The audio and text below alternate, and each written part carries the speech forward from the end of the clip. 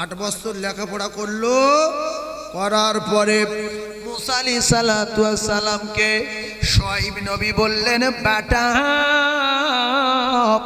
বকরি চড়াতে গেলে লাঠির দরকার। আমার ঘরের ভিতরে শত শত লাঠি এক জায়গায় জড়ো করা আছে। তোমার যে লাঠিটা ভালো লাগে সেই লাঠিটা নিয়ে তোমার বকরি চড়াতে হবে, কিন্তু লক্ষ্য রাখতে হবে একটা লাঠি যেন 10-12 বছর হয়, সেইরকম মজবুত লাঠি নিও। আর এইটা যদি অরিজিনাল মুসা হয় তাহলে অরিজিনাল লাঠি হাত দিতে পারবে, আর যদি ভুগড়ু মুসা হয় ও লাঠি ছুঁতে পারবে না, কারণ ওটা হলো আল্লাহ পাকের দেওয়া মুজিজার লাঠি। ওখানে পরীক্ষা, আমি কেন ঘাটাতে যাব? তো গিয়ে বলতে এ লাঠিটা ভালো না, এটা ভালো না, এটা খারাপ, এটা সরু, এটা। মুসা নবীর লাঠি ছিল 10 হাত লম্বা, মুজিজার লাঠি, কিতাবে লেখা। অবশেষে নিজের লাঠিটা, মুজিজার লাঠিটা ধরে বলতে এইটা আমার খুব পছন্দ হয়েছে, এইটা লম্বা আছে, পাতা টাতা ভাঙা যাবে, বকরির খাওয়ানো যাবে, এই লাঠিটা আমার হলো। এসে শুআয়ব নবীকে বললেন, হুজুর এই লাঠিটা আমার পছন্দ হয়েছে। শুআয়ব নবী মুসা নবীর মুখের দিকে তাকিয়ে হাসছে। আরে বড় চিন্তায় ছিলাম, আল্লাহর পয়গম্বর মুসা আমার বাড়িতে হাজির হয়ে গেছে। জোরে বলুন। হ্যাঁ বললে, বাবা তুমি সাধারণ ছেলে না, তুমি হবে আল্লাহর পয়গম্বর মুসা আলাইহিস সালাতু ওয়াস সালাম।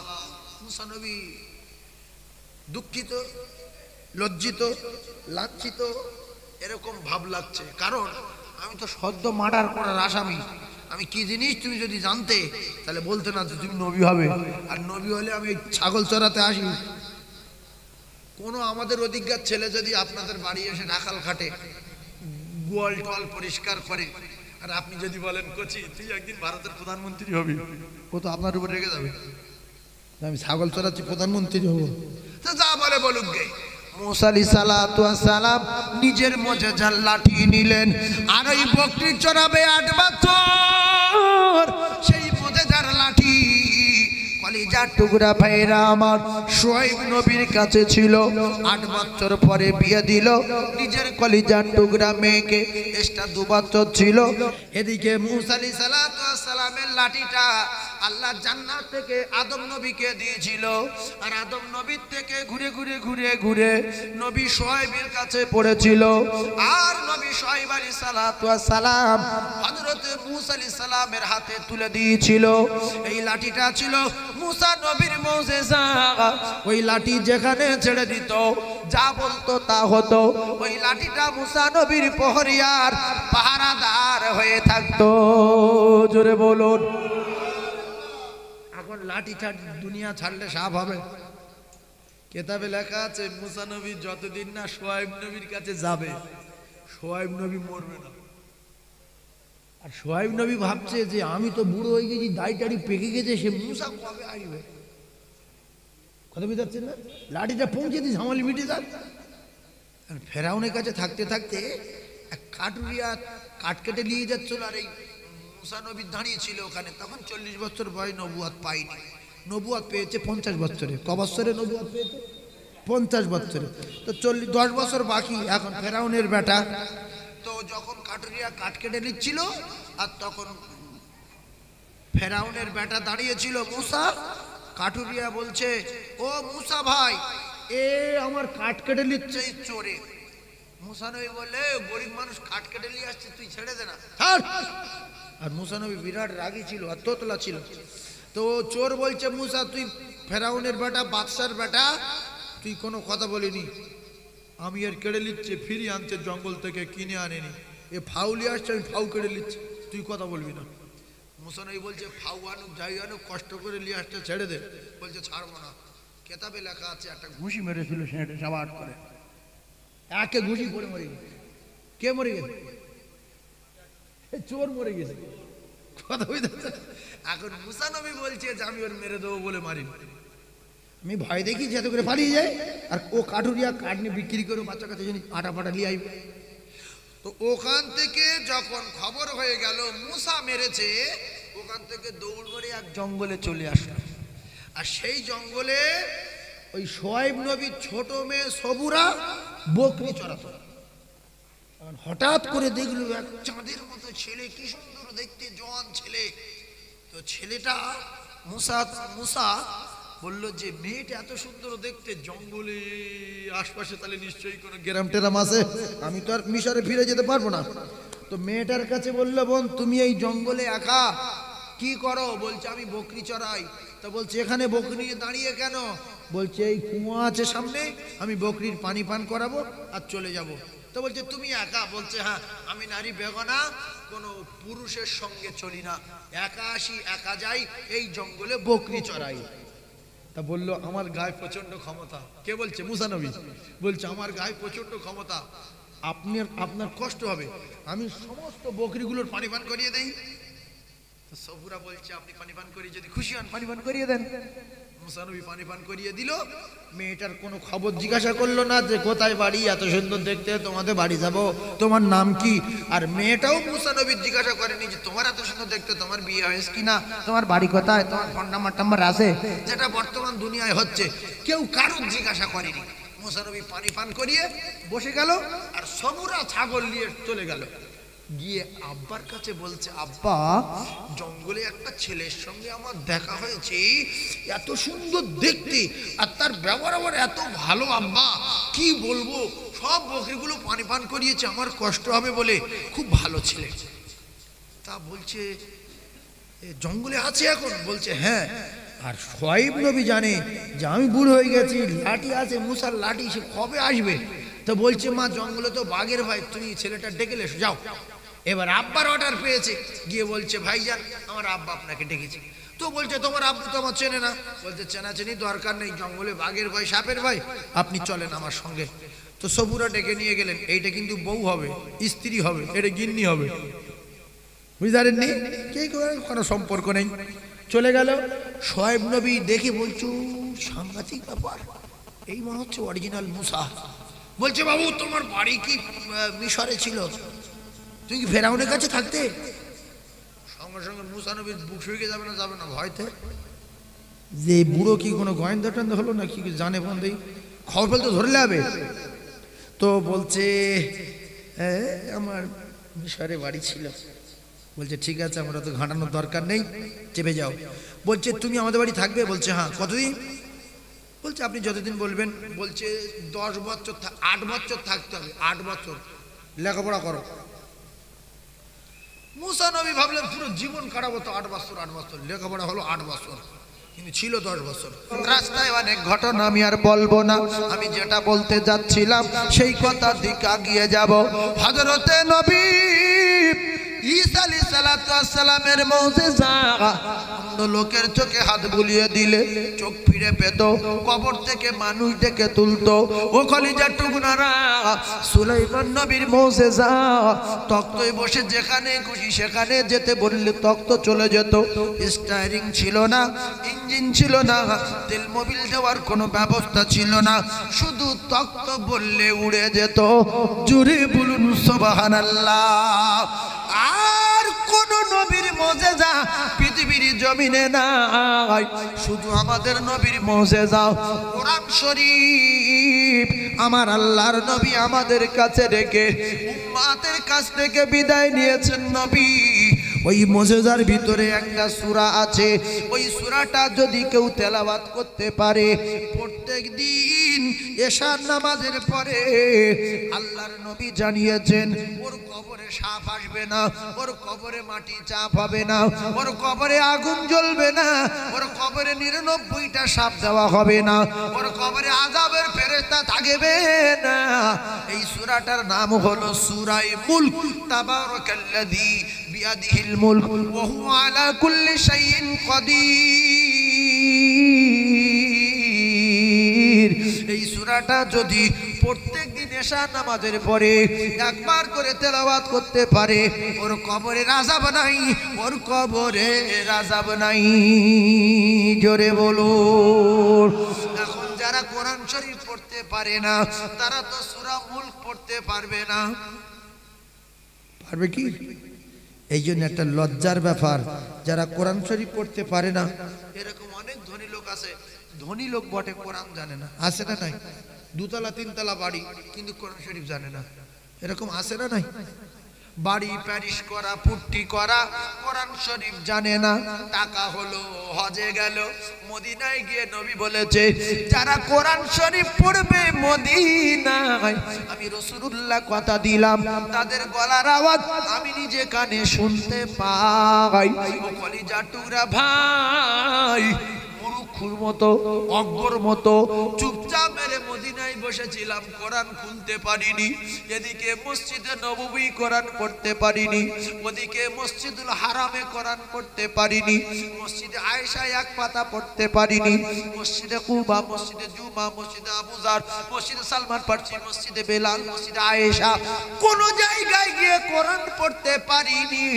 টাকা ছিল, হজ করলো, টাকা ছিল, বড় কাপড় কিনে জামা লম্বা করলো, অনেক সুন্দর রুমাল কিনলো আরব থেকে, দেশের মসজিদে এসে এক পাতা পড়তে পারিনি, এখন তো নামাজ পড়াতে পারিনি, শুধু নামে বড় জামা গায়ে দিয়ে ঘোরে। এই রকম লোক আছে না নাই? তাহলে যদি মনে হয় কোরআন যদি ভিতরে থাকে সারা পৃথিবী সম্মান পাবো, আজও আপনাদের কাছে আলেম পাওয়া যাচ্ছে, আপনাদের এলাকায় মক্তব মাদ্রাসা পাওয়া যাচ্ছে, চীনে যাওয়ার দরকার নাই।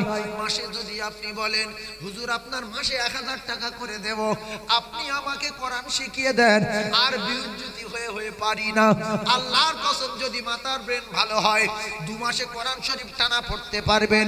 তার চেয়ে মাথা মোটা যদি হয় 3 মাস লাগবে, তার চেয়ে যদি মোটা হয় 4 মাস লাগবে, মাথায় যদি পাথর ভর্তি থাকে 5 মাসের ভিতরে কোরআন ভালোভাবে পড়তে পারবেন। ও কলিজার টুকরারা, আর কোরআন যদি ভিতরে থাকে আপনি সারা পৃথিবী গিয়ে সম্মান পাবেন। বের বাড়ি গিয়েছে, গোরঘাট পর্যন্ত জামা, আদি কাপড়ে জামা, ধনী লোক তো, সাদা রুমাল, মাথায় দামি টুপি। এবারে যেদিন বের বাড়ি গিয়েছে হাইসাব লোক তো, আর সেদিন বের মসজিদে ইমাম চলে গেছে, মুয়াজ্জিন চলে গেছে, ইমামের মা মরে গেছে, মুয়াজ্জিনের শালির বিয়ে হচ্ছে, দুজন কেউ নেই। আরে ফেরেশতা গেছে গোরঘাট পর্যন্ত, জামা বিরাট টুপি, বড় জামা, আসসালামু আলাইকুম, মাথায় আরবের সেই কালো বেড়ি। মুক্তাদিরা বলছে আজকের আব্দুর রহিমের বেই এসছে, আল্লাহ নামাজটা ওই পড়াবে, ইমাম নেই। ও বাবা, সে বলছে আমি পড়ে পড়ব। কেন তুমি এত বড় জামা গায়ে দিয়েছো? না, টাকা পয়সা অনেক বলে জামা, বড় জামা গায়ে দিয়েছি, আমি নামাজ পড়াতে পারবো না। ও বাপ, এবারে ওরা কোনো রকম নামাজ পড়িয়ে আব্দুর রহিমের ডেকে বলছে তোর বেই পুরো মুখ্যু। বলছে কেন? বলছে আমরা জানতাম কোরআন শরীফ জানে বা ভালো লোক, শিক্ষিত লোক, আমাদের সুরো জানে না, নামাজ পড়াতে পারলো নি, আমাদের আশায় সব শেষ হয়ে গেল, এত মুখ্যু তোর নেই, এই তো বড় জামা গায়ে আসে, এতদিন জানতো নি তো। আজ যদি আব্দুর রহিমের বেই মাগরিবের নামাজটা পড়িয়ে দিতে পারত, আপনার মেয়ের মুখ উজ্জ্বল হতো, আর আপনার বেই খুশিতে বাঘ হতো। এরা বলতে যে তোর বেই সত্যি জ্ঞানী মানুষ, নামাজ পড়ে দোয়া করে যে আমাদের জান ঠান্ডা হয়ে গেছে, খুব সুন্দর কেরাত পড়ে, তোর বেই মাওলানা। বলতে হ্যাঁ মাওলানা মানে বহুত জ্ঞানী লোক। একটুকুনি কোরআন না জানার বিনিময়ে যেখানে যাচ্ছে ঠেলা খাচ্ছে, যেখানে যাচ্ছে অপমান হচ্ছে। কেন? টাকায় কি হয়েছে? ভিক করে কোরআন শরীফ শিখে লাগবে। যদি বাপের টাকা না থাকে, ব্যবসার টাকা না থাকে, কোরআন শরীফ শিখবো বলে ভিক্ষা করলে অনেকে টাকা দেবে আপনার, যে বাবু আমি কোরআন শরীফ শিখবো, মাসে 1000 টাকা দিতে হবে, পয়সা নেই, ভিক করছি, দাও। সবাই দেবে না? দেবে না। তাহলে কোরআন শরীফ না জানাচ্ছে আল্লাহর হুকুম ফরজ, শিক্ষা অর্জন করার জন্য ভিক্ষা করে কোরআন শেখার দরকার আছে না নাই? তাহলে যদি টাকা না থাকে ভিক করবো সবাই ইনশাআল্লাহ। যদি বলেন ইনশাআল্লাহ, ইনশাআল্লাহ বলেন, ভিক করে শিখবো। কারণ আর যদি বলেন বুড়ো বয়সে আল্লাহ রাসূল বলেছেন তালাবুল ইলম ফারিদাতুন আলা কুল্লি মুসলিম, কোন বুড়ো যদি তলাবা হতে চায় আর কোরআন শরীফ শিখবো বলে শিখতে শিখতে যদি মারা যায়, ওর নামটা শহীদদের খাতায় লেখা হবে। আর যদি কোরআন শরীফ শেখার জন্য কদম তুলে মক্তবে যায়, কোরআন শরীফ শেখার জন্য কদম তুলে মসজিদে যায়, প্রত্যেক কদমে কদমে 1 বছরের কমপ্লিট ইবাদতের সওয়াব তার নামায় আমলে লেখা হয়। জোরে বলুন। আরে কোরআন শিখলেন, মাসে 1000 টাকা দেন। মাওলানা যদি বাড়ি যদি যাই পাগলার হাটে হয়, ও যদি শোনে যে কোরআন শরীফ শেখার জন্য মাসে 1000 করে টাকা দিচ্ছে টিউশনি, ও ওখান থেকে উড়ে আসবে, গাড়ি ঘোড়া বন্ধ হলে ছুটবে, শুধু ছুটবে, মাঠ দিয়ে ছুটবে। এই যে কোরআন শরীফ শেখার জন্য তো 30 টাকা 40 টাকা দেয়, আবার কেউ কেউ দেয় না, 50 টাকা দেয়। আর ইংরাজি 5,500, অঙ্ক 7,000, হিন্দি 3,000, কোরআন শরীফ 30 টাকা। নোংরা জিনিস তো, ওই জন্য 30 টাকা, তাও কেউ শেখায় না। ছেলে 10 বছর ধরে মাধ্যমিক পাশ করালো, একদিন কোরআন শরীফ টিউশনি পড়াইনি। ওর ছেলে মৃত্যু পর্যন্ত অপমান হবে মানুষের কাছে, মৃত্যু পর্যন্ত, যতদিন না মরবে ততদিন অপমান হবে। যেখানে মসজিদে গেল, লোক বলছে বাবু একটু কোরআন শরীফ পড়ে, তুমি দেখি মাধ্যমিক পাশ করেছে। বলছে না, আমার বাপ শেখায়নি, আমার বাপ কোরআন বিরোধী লোক ছিল, শেখায়নি। কারণ আমার বাপের আমার দাদু আর দাদিমা শেখায়নি, তাই আমার বাপ বলল যে আমি যদি আমার ছেলে মেয়েদেরকে শেখাই তাহলে আমার মা বাপকে অপমান করা হবে, সেই জন্য শেখায়নি। আর আল্লাহ কি বলেছে? আল্লাহ নবী জানান, খায়রুকুম মান তাআল্লামাল কুরআনা ওয়া আল্লামা। আপনাদের কাছে একটা ছোট্ট বিচার দিচ্ছি, ছোট্ট বিচার। একটা পুরো তাহাজ্জুদ পড়েছে, ইশরাক পড়েছে, আওয়াবিনের নামাজ পড়েছে, সালাতুত তাসবিহ নামাজ পড়েছে, অনেক আমল করে ভোরের বেলা জিকিরে বসে গেছে ঘন্টার পর ঘন্টা, সারা রাত ঘুম নেই, আল্লাহ আল্লাহ আল্লাহ আল্লাহ ইল্লাল্লাহ ইল্লাল্লাহ ইল্লাল্লাহ এমন করে করে পাগল হয়ে যাচ্ছে। আর একটা বুড়ো এশার নামাজ পড়ে ঘুমিয়েছে।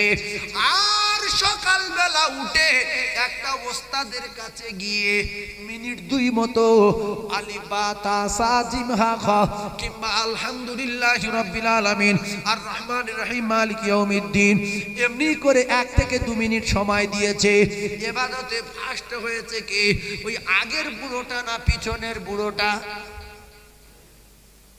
কথা বলেন, আগের বুড়ো পিছনের বুড়ো?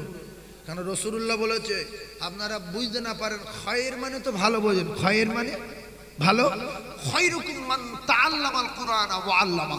24 ঘন্টার ভিতরে আমার কোন উম্মত আর মেয়ে ছেলে বেটা ছেলে যদি তার ওস্তাদের কাছে 1 মিনিট কোরআন শেখার জন্য সময় দেয়, तमाम পৃথিবী যত আমল আছে সমস্ত আমলের 1 নাম্বার আমল ঈমানওয়ালা এই লোক, যে বুড়ো হোক আর বুড়ি হোক, বাচ্চা হোক আর জওয়ান হোক, কোরআনের পিছনে যদি 1 মিনিট সময় দেয়, तमाम পৃথিবী যত আমল আছে সমস্ত আমলের নাম্বার 1 যদি শেখে তার ওস্তাদের কাছে। খায়রুকুম মান তাআল্লামাল কুরআন। জোরে বলুন সুবহানাল্লাহ।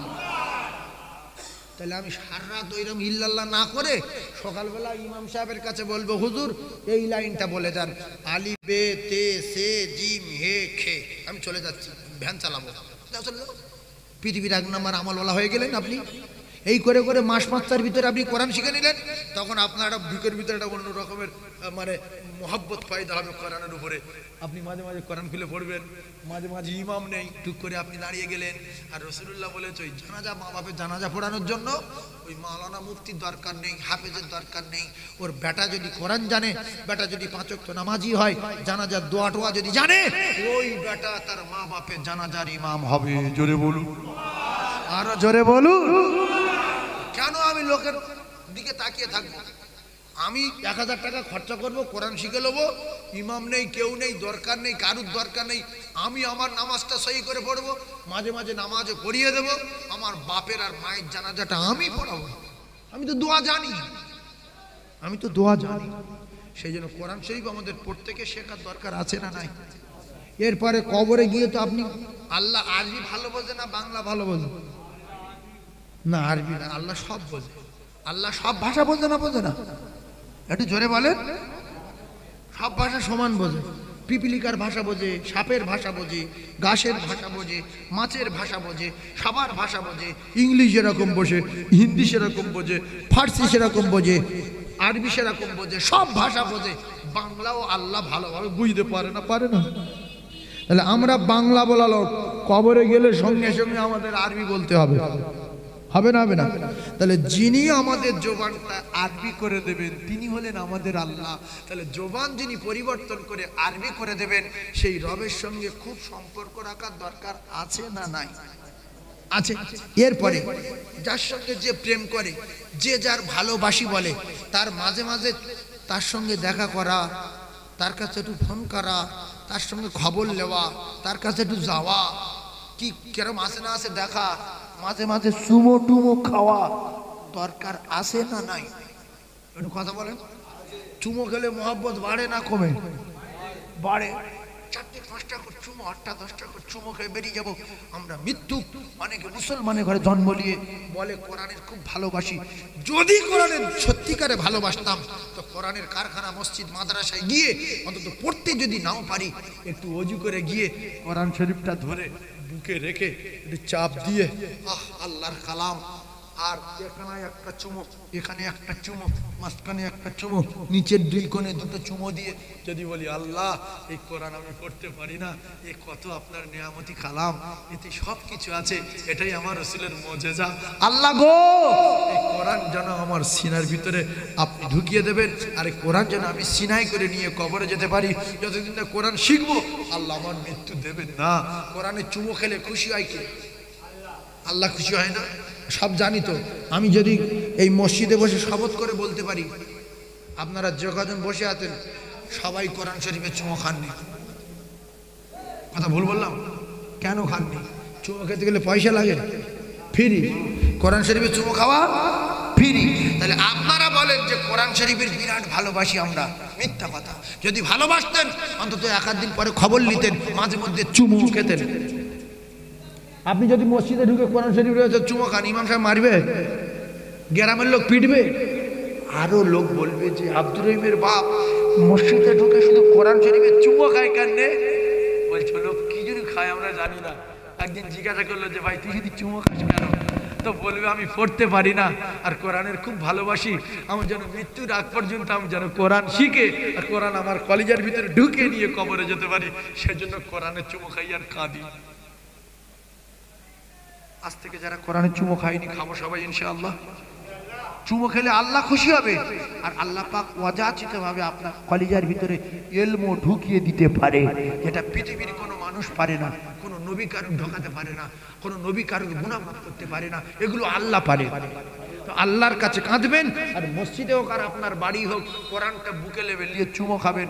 বাশার হাফি পৃথিবীর বিখ্যাত মদ ছিল, ইতিহাসে পাওয়া গেছে ও মদ খেয়ে যেতে যেতে আরবি লেখা একটা কাগজ রাস্তায় পড়েছিল, বাসা তুলে নিয়ে আস্তে করে আলতো করে তুলেছে, তুলে পকেটে রেখে বাড়ি গিয়ে আর একটা ভালো জায়গায় রেখে গোসল করে মুখ টুক ধুয়ে মেজে এসে ওতে আতরটা তো লাগিয়ে চুমো খাচ্ছে যে আল্লাহ তোমার আরবি লেখা কাগজ, মদ করার ব্যাপার তো, তোমার আরবি লেখা কাগজ রাস্তায় পড়েছিল, আমি ঘুরে নিয়ে এসেছি, উফ কত বিউটি হয়ে গেছে, রাস্তায় কত লোক মারিয়েছে বলে শুধু চুমো খাচ্ছে।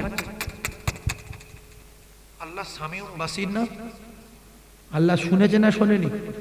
চুমো খাচ্ছে দেখেছে না দেখেনি?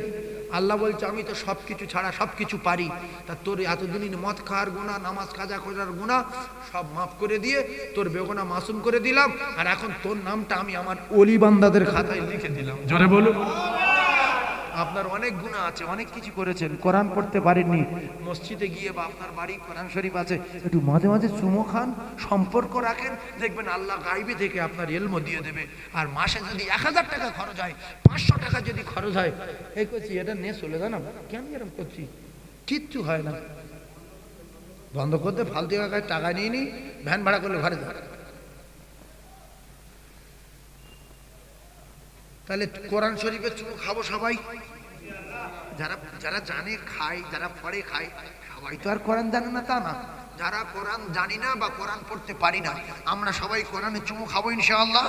আর কি বলবো কোরআন ধরে যে আল্লাহ তুমি আমার বুকের ভিতরে কলিজার ভিতরে কোরআন ঢুকিয়ে দাও, আমি যেন কোরআন শিখে কোরআন সঙ্গে নিয়ে কবরে যেতে পারি। জোরে বলুন সুবহানাল্লাহ, আর একটু জোরে বলেন না সুবহানাল্লাহ। আচ্ছা মাইকের গন্ডগোল আর আপনাদের সামনে যে আমি কথা বলছি আপনারা কি আমার উপর রাগ করছেন? কটা আমলের কথা বলছি, এরপরে আরো একটা আমল আছে। তাহলে সূরা মুলক প্রত্যেকদিন কবার পড়বো? একবার করে। কখন বাপ? এশার নামাজের পরে। আল্লাহর নবী জানান ওই সূরা মুলক ওর কবরের প্রহরী আর পাহারাদার হয়ে যাবে।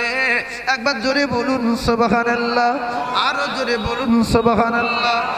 এই করছি, এই টোটাল বক্সটা বন্ধ কর না, এই ভিতরে বক্স আমার কথা শোন না, সব বন্ধ আছে, বক্স সব বন্ধ তো, মাইকের টোন বাড়া, টোনটা বাড়া, টোনটা বাড়া, টোন বুঝিস তো, টোন বাড়া, ভিতরে সব বক্স বন্ধ তো, এই ভিতরে সব বক্স বন্ধ তো, বন্ধ কর। ওই বক্স এই বক্স, বক্সটাই বুঝতে পারি, এই বক্স ওই বক্স ওই বক্স সব বন্ধ করে দিয়েছিস, দে মাইকের টোন। মাইকের টোন দে, দে বাপ দে, টোনটা দে। জানে না, সে মিস্ত্রি নেই, ডাক মিস্ত্রি ডাক, টোন কোথায় খুঁজে পায় না। আল্লাহু আকবার, আল্লাহু আকবার। একবার কলেমা পড়ে লা ইলাহা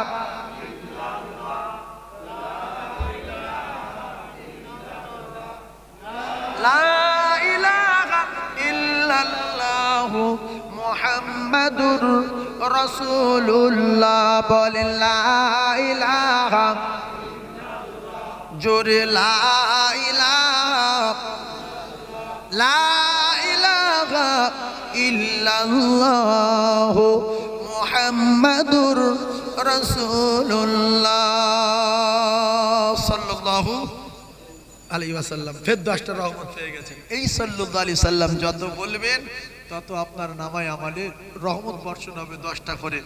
এবার একটু আগিয়ে যাই, তাহলে সূরা মুলকটা কপারায় আছে শুনেলেন 29 পারার শুরুতে, তাবারাকাল্লাযী বিয়াদিহিল মুলক ওয়া হুয়া আলা কুল্লি শাইইন কাদির। এই সূরাটা আপনার কবরে যাবে, রাসূলুল্লাহ বলেছে কোন গজব আযাব আপনার ধারে কাছে ঘেঁষতে পারবে না যদি এই সূরার সঙ্গে বন্ধু বানান। জোরে বলুন। আর একটা সূরা আছে 5-7 মিনিট লাগবে, ওই সূরাটার নাম সূরা ইয়াসিন। বুঝলেন, এ খুব কঠিন ব্যাপার। সারা দিন তার বাড়িতে গজব হবে না, আযাব হবে না, আগুন লাগবে না, বজ্রাঘাত পড়বে না, তার বাড়িতে কোনোদিন রুজির অভাব হবে না, বাড়িতে রহমত বর্ষণ হবে যদি বাড়ি পড়ে। আর যদি নিজেই মসজিদে পড়ে তাহলে ও 10 খতমের সওয়াব পাবে, আর যারা মসজিদে শুনবে ওরা 10 খতমের সওয়াব পাবে। আর যদি বাড়িতে পড়ে বাড়িতে রহমত হবে, আসমানি জমিনি গজব হবে না, রুজির জিম্মা আল্লাহ নেবে। আর বাড়িতে যারা শুনবে আর যে পড়বে প্রত্যেকের নামায় আমালে 10 খতম করে কোরআন পড়ার সওয়াব দেওয়া হবে। জোরে বলুন, আরো জোরে বলুন। এই জন্য আপনাদের একজনের বাড়ি একটা নিয়ম চালু করুন, আমার বাপ, যে আমার সকালে চায়ের দরকার নাই বৌমা, আমার সকালে টিফিনের দরকার নাই বৌমা, আমার সকালে নাস্তার দরকার নাই, খাবো আল্লাহর জান্নাতে। তুমি আমার মেয়ের মতো, তুমি আমার বৌমা, তুমি প্রত্যেক দিন সকালবেলা আমি ফজরের নামাজ পড়ে আসবো। তোমার স্বামীর মানে আমার ছেলের মানুষ করতে গিয়ে আমি কোরআন শরীফ শিখতে পারিনি, আমি এই এতগুলো জমি জায়গা দোকান ফিশারি করতে গিয়ে অনেক গুনাহ করেছি, ভালো লেখাপড়া শিখতে পারিনি। তুমি যোগ্য বৌমা, তুমি আমার মেয়ে, তোমার এনেছি, আমি তোমার শ্বশুর যতদিন বেঁচে থাকবো অন্তত আমার কথাটা মাথায় রেখে আমি ফজরের নামাজ পড়ে আসলে তুমি আমার সূরা ইয়াসিনটা শোনাবে। ওই বৌমা সূরা ইয়াসিন শ্বশুরে শোনালে শ্বশুর 10 খতম কোরআন পড়া সওয়াব পাবে, যে কজন বাড়িতে শুনবে প্রত্যেকে পাবে। আর বৌমার নামায় আমারও 10 খতম পড়া সওয়াব হবে। আপনার বাড়িতে আসমানি জমিনি গজব হবে না। এবং বৌমা যদি প্রত্যেক দিন পড়ে বৌমার কোরআনটা মুখস্থ হয়ে যাবে। শ্বশুর যখন মৃত্যু শয্যায় শায়িত হবে, শ্বশুরের গায়ে কোরআন শরীফে সূরা ইয়াসিন পড়ে ফুঁক দিলে মৃত্যুর জ্বালা যন্ত্রণা 70 ভাগ দূরে সরে যাবে। জোরে বলুন, আরো জোরে বলুন। এই নিয়মে একজন চালু করতে পারবেন যে আমার বাড়িতে প্রত্যেক দিন সকালবেলা সূরা ইয়াসিন তেলাওয়াত হোক? চালু করবেন? আচ্ছা চালু। দেখেন, এই জন্য মোমেন না থাকলে দুনিয়া থাকবে না। মোমেন যদি দুনিয়া না থাকে দুনিয়া থাকবে না। ইযাস সামাউ ফাতারাত, আল্লাহ বলছে আসমান ভেঙে আমি জমিনে ফেলবো। ওয়াইযাল খাওয়াকিবুন তাসারাত, আর বড় বড় তারাগুলো বোমের মতো দুনিয়া ফেলে সব শেষ করে দেবো। আপনাদের ভিতরে এতগুলো মানুষের ভিতরে আমার এই ভাই বলল যে আমার বাড়ি প্রত্যেক দিন তেলাওয়াত হয়। আর কারোর বাড়ি হয় কি বাবু? যদি না হয় করবেন, আমার ওই ভার বাড়ি হয় না হয় করবেন, করলে কি হবে? 10 খতম করে কোরআন শরীফ পড়া সওয়াব পাবেন। জোরে বলুন, আরো জোরে বলুন। এরপরে আর একটা ছোট্ট সূরা আছে বলে দিচ্ছি, ওই যে আয়াতুল কুরসি বলে একটা এরকম একটা আছে না? হ্যাঁ, এই বাপজি বলছে 3 পারায়, দেখো কত জ্ঞান ডাকে। যেটা এরকম الله لا إله إلا هو الحي القيوم لا تأخذه سنة ولا نوم له ما في السماوات وما في الأرض من ذا الذي يشفع عنده إلا بإذنه يعلم ما بين أيديهم وما خلفهم ولا يحيطون بشيء من علمه إلا بما شاء وسع كرسيه السماوات والأرض ولا يعوده حفظهما وهو العلي العظيم। এরকম একটা আছে না নাই? এটা এটাকে আয়াতুল কুরসি বলা হয়, আয়াতুল কুরসি। এখন এইটা যদি আপনি প্রত্যেক ফরজ নামাজের পরে পড়ে আপনি যদি বুকে ফুঁক দেন, আল্লাহু আকবার, মৃত্যুর কষ্ট আপনার দূর হয়ে যাবে, মৃত্যুর কষ্ট থেকে রেহাই পাবেন। তবে মৃত্যুর কষ্ট থেকে রেহাই কিয়ামত পর্যন্ত কেউ পাবে না। স্বয়ং আল্লাহ রাসূল বলেছেন, আমার মৃত্যুর সময় কষ্ট হয়েছে। তাহলে আমাদের কম হবে, আমাদের কম হবে। ঈসা নবীর মাকে ঈসা নবী ডাকলেন, ও মা মরিয়াম কুম বিইজনিল্লাহ, আল্লাহর রাস্তায় ওঠো মা, আমি ছেলে একটু মায়ের সঙ্গে দেখা করতে চাই। মা উঠবে না, উঠবে না। এ তো নবীর মুজিজা, যার তারে ডাকতে পারেন, এটা ঈসা নবীর মুজিজা। মাকে ডাকলেন, বললেন মা আপনি কবরে কেমন আছেন মা? মা মরিয়াম বলে, বেটা ঈসা রে বাপ, তোর মায়ের খবর নিচ্ছিস? তোর মা কবরে খুব ভালো আছে, আল্লাহ পাক জান্নাতের হাওয়া চালিয়ে দিয়েছে, আল্লাহ পাক কবরে শান্তিতে রেখেছে। ও বাবা ঈসা, একটা বড় কষ্টতে আছি বাপ। সে কষ্টটা হলো, যেদিন আমি মৃত্যুর কবলে পড়েছিলাম, সেদিনকার ব্যথা বেদনার কষ্ট আজও আমার গলদেশ থেকে যায় না। কথা বুঝতে পারেননি? আহা, মৃত্যুর কষ্ট। তাহলে আজ থেকে শপথ করুন যে আমি নিজে আমল করব আর বাড়িতে সকলের আমল করার জন্য বলবো। ওরা যদি না করে, বলার বিনিময়ে আমি সওয়াব পাবো, না ওরা যদি করে তাহলে ওদের সওয়াবগুলো আমি পাবো। এই বিরাট একটা ঈমানি ব্যবসা, এটা বিরাট একটা ঈমানি ব্যবসা। ভাইয়েরা আমার, বাবাদিরা, সোনার মানিকেরা, বোঝার চেষ্টা করুন। তাহলে এই আমলগুলো মাথায় রাখবেন। সূরা ইখলাস কভার করে পড়বেন প্রত্যেক দিন। 3 বার সময় পাবেন, 3 বার পড়লে 1 খতম, 1 বার পড়লে 10 পারা। সময় যদি পান 3 বার পড়বেন। 3 বার পড়তে 15 সেকেন্ড সময় লাগে। কত সেকেন্ড বললাম? 15 সেকেন্ড। কি করে? ঘড়ি থাকলে, আমি এই যে ঘড়ি ধরে আছি। বিসমিল্লাহির রহমানির রহিম, কুল হুয়াল্লাহু আহাদ আল্লাহুস সামাদ লাম ইয়ালিদ ওয়া লাম ইউলাদ ওয়া লাম ইয়াকুল লাহু কুফুয়ান আহাদ। বিসমিল্লাহির রহমানির রহিম, কুল হুয়াল্লাহু আহাদ আল্লাহুস সামাদ লাম ইয়ালিদ ওয়া লাম ইউলাদ ওয়া লাম ইয়াকুল লাহু কুফুয়ান আহাদ। বিসমিল্লাহির রহমানির রহিম, কুল হুয়াল্লাহু আহাদ আল্লাহুস সামাদ লাম ইয়ালিদ ওয়া লাম ইউলাদ ওয়া লাম ইয়াকুল লাহু কুফুয়ান আহাদ। পুরো 20 সেকেন্ড লেগে গেল। 20 সেকেন্ড বড় আস্তে আস্তে পড়েছি বলে 20 সেকেন্ডে যদি উম্মতি মুহাম্মাদি বিসমিল্লাহ সহ 1 খতম কোরআন শরীফ পড়া সওয়াব পায়, তাহলে এই উম্মত কি করে জাহান্নামে যায়? 20 সেকেন্ডে ক খতম? 1 খতম। আমরা সবাই পড়ি না, সময় নেই। হ্যাঁ, বাবজি বলছে 6666টা আয়াত পড়া সমান 3 বার ইখলাসে। এটা বিশ্বাস করি না, তাই আমরা পড়ি না। রসুলের প্রত্যেকটা কথা সত্য না মিথ্যা? তাহলে আপনারা মেনে নেন না যে নবী সত্য, নবী আল্লাহ পাঠিয়েছিল, নবী নিজে বানানো কথা জিন্দিগি বলিনি, আল্লাহ পাকের বলা কথাগুলো নবী বলেছে। কুল সূরা 3 বার করে পড়বেন প্রত্যেক দিন। আর রাতের বেলা যদি পড়ে শুয়ে পড়েন, সারা রাত 1 খতম কোরআন শরীফ পড়া সওয়াব লেখা হবে আপনার নামায় আমলে। আর ওই আলসে চাপে, কুস্বপ্ন দেখে, উঠে যাচ্ছি, ডুবে যাচ্ছি, কেউ টেনে চলে যাচ্ছে, যেন তক্তপোষ ধরে তাকাচ্ছে, রাসূলুল্লাহ জানান ওই সূরা ইখলাসের যে ফেরেশতা, তাদের দায়িত্ব আছে, ওর সারা রাত ওর প্রহরী আর পাহারাদার হবে। ইখলাস পড়ে শুয়ে পড়বে, আরামের সঙ্গে শুয়ে পড়বে, আর নিয়ত করবে ফজরের নামাজ পড়বো। সারা রাত নফল নামাজ পড়া সওয়াব ওর নামায় আমলে লেখা হবে। জোরে বলো। আর আপনারা যদি কেউ কোরআন শরীফ পড়তে পারেন, একটা গ্যারান্টি কার্ড আপনারা মনে করে রেখে দেবেন। কোরআন শরীফ তো নিশ্চয়ই আপনারা কেউ কেউ জানেন না, কি বলেন? জানেন তো? শোনেন, কোরআন শরীফে একটা সূরা আছে, এই সূরাটা হলো রাসূলুল্লাহর মুজিজার ভিতরের সূরা। টোটাল কোরআন শরীফটা রাসূলুল্লাহর মুজিজা। জোরে বলুন সুবহানাল্লাহ, আরে জোরে বলুন সুবহানাল্লাহ। অন্য নবীগণেরা তাদের মুজিজা নিয়ে চলে গেছে। কটা নবীর মুজিজা বলছি শিখেলেন। দাউদ আলাইহিস সালাতু ওয়াস সালামের মুজিজা হলো লোহা। কি মুজিজা? কি লোহা। দাউদ নবী যদি রেল লাইনে হাত বুলিয়ে দেয়, রেল লাইনের পাটি গলে পানি হয়ে চলে যাবে, পৃথিবীর কোনো লোক বুঝতে পারবে না এখানে রেল লাইন ছিল। দাউদ নবী যদি এই লোহা এরকম আঙুল বুলিয়ে দেয়, লোহা সঙ্গে সঙ্গে পানি হয়ে পড়ে যাবে। এখন পৃথিবীর কোন লোক যদি লোহায় হাত বোলায়, কে পানি হবে?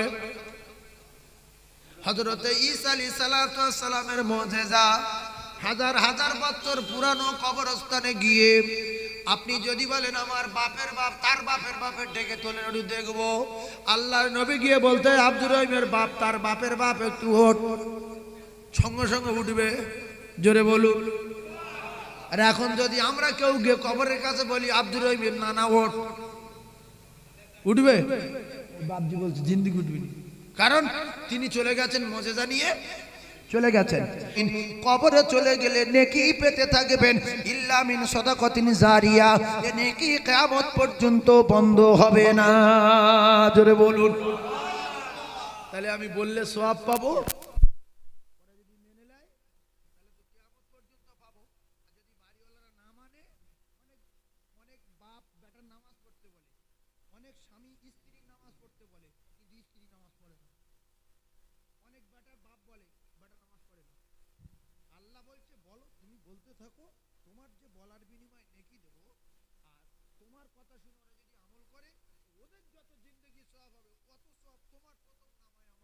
হবে। আর যদি না মানেন তাহলে কি হবে? তোমার কথা বলার বিনিময়ে প্রত্যেকটা কথায় 10টা করে নেকি তোমার নামায় আমলে লেখা হবে।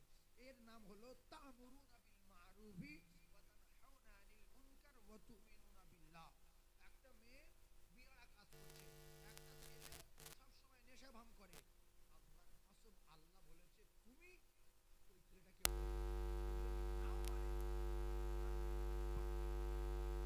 লেখা হবে। আর তোমার কথায় ও যদি খারাপ কাজ থেকে সরে যায়, যতদিনও দুনিয়ায় বেঁচে ভালো কাজ করবে, প্রথম ভালো কাজের সওয়াব তোমার নামায় আমলে লেখা হবে। জোরে বলুন। তাহলে কি অফার বুঝতে পেরেছেন? আমার কথা যদি ও না মানে আমি নেকি পাবো। কথা বুঝতে পারছেন? হয়তো একটা মেয়ে আর একটা ছেলে ওখানে উল্টো পাল্টা ভাবে দাঁড়িয়ে আছে ঘাড়ে হাত দিয়ে, আর আপনি নামাজ পড়ে যাচ্ছেন, আপনি কিছু বললেন, ও দাঁড়িয়ে আসতাম আর কি। আপনি কিন্তু কোরআন বিরোধী কাজ করছেন, ওরা অসৎ কাজ করছে, দাঁড়িয়ে রয়েছে বিয়ারা ভাবে। আপনি যদি অসৎ কাজের নিষেধ করেন তাহলে কোরআনের ব্যাখ্যা করলেন। কোরআনে অসৎ কাজের নিষেধ আছে না নাই?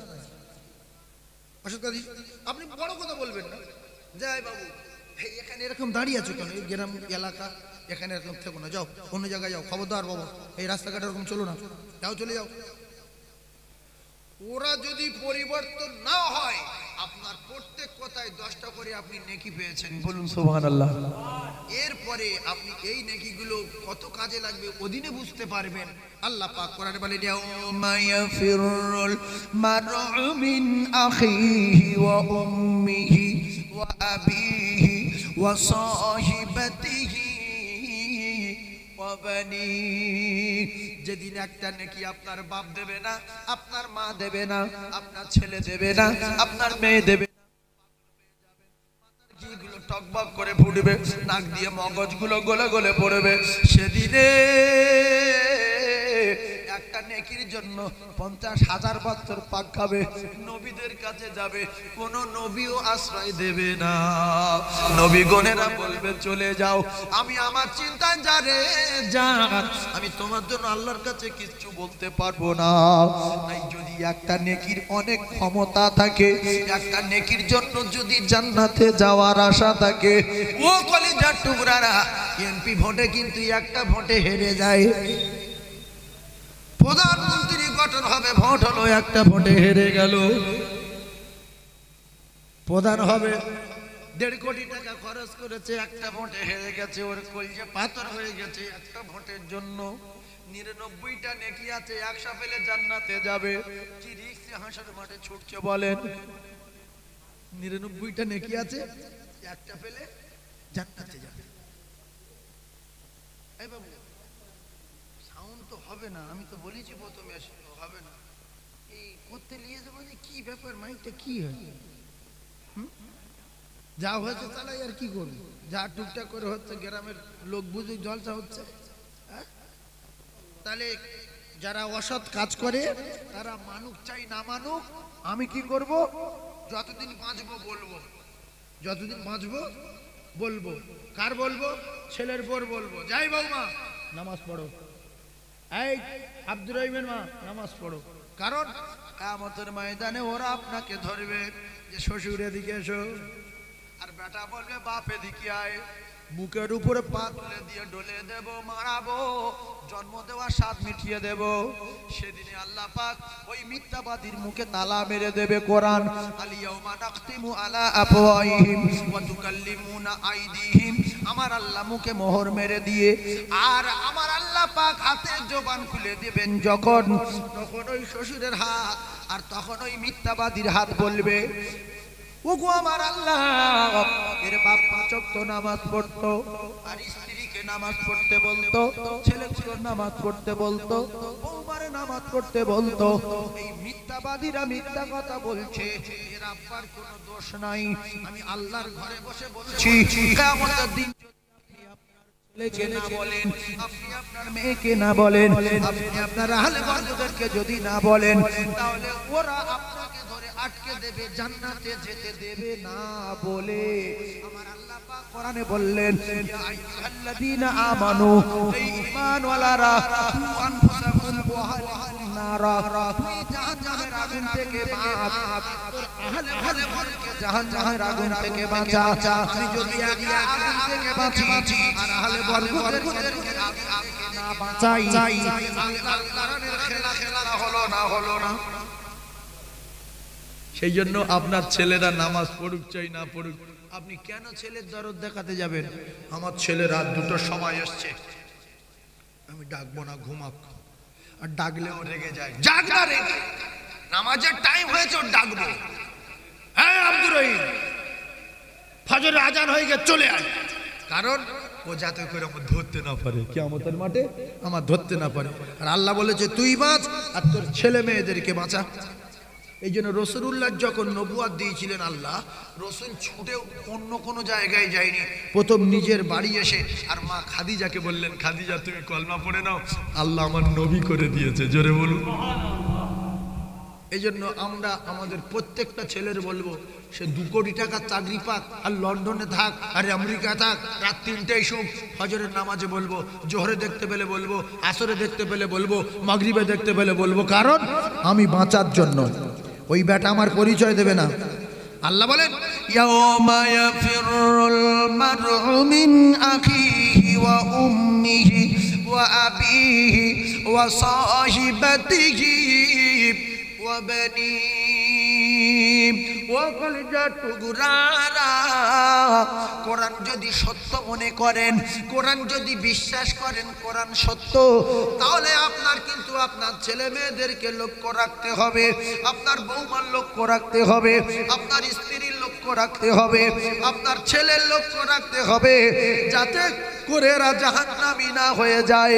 তাহলে প্রত্যেকটা বাড়ির গার্জেন যদি আল্লাহর কোরআন সত্য ভেবে আর সব সময় তাদের